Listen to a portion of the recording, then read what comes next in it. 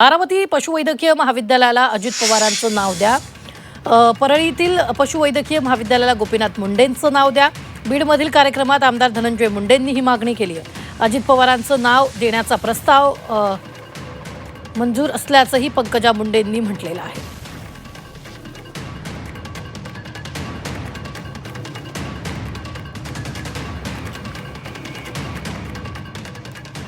बारामतीच्या त्या पशुवैद्यकीय महाविद्यालयाला आपण स्वर्गीय दादांचं नाव द्यावं आणि या परळी वैद्यनाथाच्या नगरीतल्या पशुवैद्यकीय दवाखान्याला स्वर्गीय मुंडे साहेबांचं नाव द्यावं.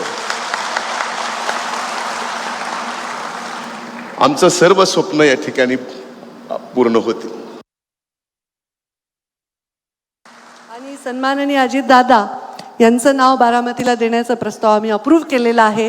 आणि मला वाटतं आम्ही जेव्हा तिथे कार्यक्रम घेऊ तर तिथे सुद्धा अशा प्रकारे लोकांच्या भावना नक्कीच ओतप्रोत झाल्याशिवाय राहणार नाहीत. धन्यवाद.